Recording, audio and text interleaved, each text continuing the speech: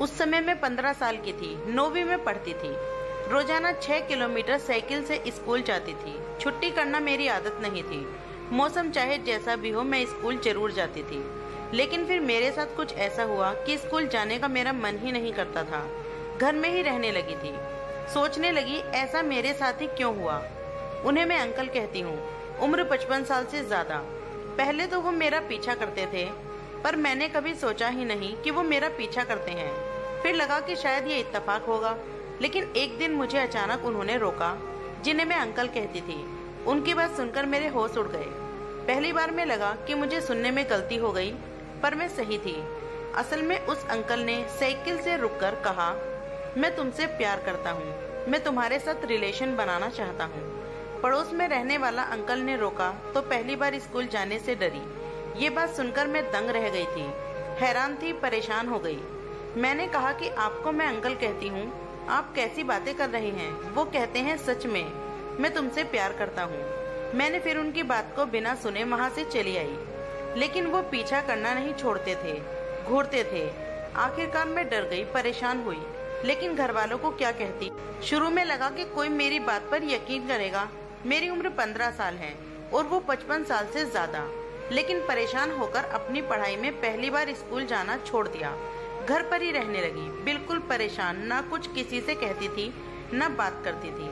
फिर कुछ दिनों मेरी हालत देखकर मम्मी ने मुझसे पूछा। कई बार पूछने पर मैंने पूरी आपबीती सुनाई, घर में सभी को बताया। फिर घर वालों ने उस अंकल को समझाया। गांव के लोगों को पता चल गई थी ये सब बात। फिर उन्होंने भी उस आदमी को टोका। बस यही बात उसे बुरी लग गई। कुछ हफ्ते ही बीते होंगे। रात का वक्त था, गर्मी में हम लोग सो रहे थे। तभी सोते हुए मेरे चेहरे पर कुछ जलता हुआ फेंक दिया गया। मैं चीखने लगी, चिल्लाने लगी। मेरा चेहरा जल रहा था, आंखों से कुछ नहीं दिखाई दे रहा था। सब कुछ अंधेरा सा छा गया था, लेकिन मेरे कानों में सब सुनाई दे रहा था। पता चला कि उसी अंकल ने मेरे चेहरे पर तेजाब फेंक दिया था। हमारा परिवार उस समय छोटे से गांव में रहता था। वहाँ आसपास कोई भी अस्पताल नहीं था। घर के लोगों ने पुलिस में शिकायत की, लेकिन इलाज नहीं मिला। करीब 4 घंटे बाद किसी तरह सरकारी अस्पताल में भर्ती कराया गया, लेकिन वहाँ आग से जलने वालों के इलाज के लिए कुछ नहीं था। इस तरह करीब 8 घंटे बीत जाने के बाद पहली बार मुझे बड़े से अस्पताल में मुझे लाया गया, लेकिन वहाँ भी कोई खास इंतजाम नहीं था, पर इसके अलावा कोई रास्ता भी नहीं था। बहुत दिनों तक इलाज चला। मैं कुछ समझ नहीं पा रही थी, ऐसा क्यों होता है। कई महीनों तक मैं कुछ देख नहीं पाई। मेरे चेहरे का कोई ऐसा हिस्सा नहीं था जो बचा हो।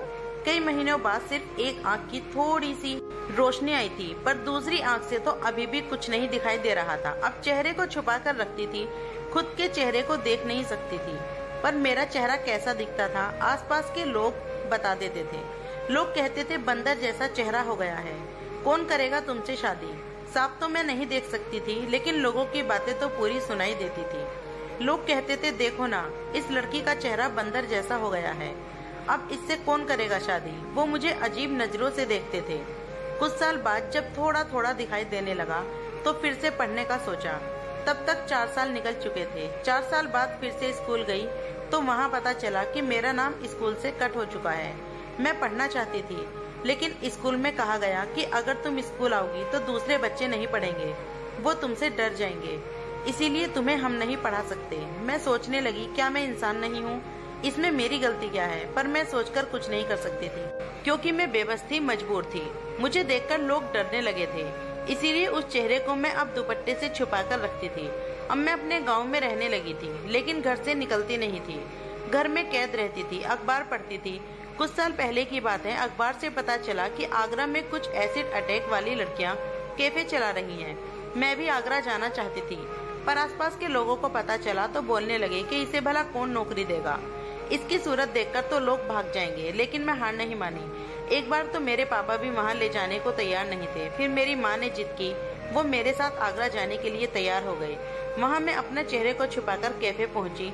वहाँ जाने पर जो एसिड सर्वाइवर काम कर रही थी, उन्होंने मुझसे कहा कि चेहरा क्यों छुपाया हुआ है, अगर तुम खुद को स्वीकार नहीं कर सकती तो दुनिया तुम्हें कैसे स्वीकार करेगी।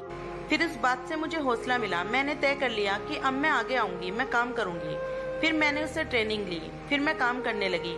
आज मैं कैफे में काम कर रही हूँ, एसिड अटैक पीड़ित लड़कियों को जागरूक कर रही हूँ। अब मैं बेहद खुश हूँ, क्योंकि एक समय था जब मैं मौत की दुआ कर रही थी, चाहती थी कि मैं मर जाऊं, लेकिन अब मेरा दोबारा जन्म हुआ है और अब मैं जीना चाहती हूँ और ये कहती हूँ कि एसिड को पूरी तरह से रोक दिया जाए और फिर कोई लड़की मेरी जैसी हालत में ना आए। दोस्तों, कहानी कैसी लगी कमेंट करके जरूर बताइएगा। कहानी पसंद आए तो वीडियो को लाइक, शेयर, कमेंट और चैनल को सब्सक्राइब करना। वीडियो पूरा देखने के लिए धन्यवाद दोस्तों।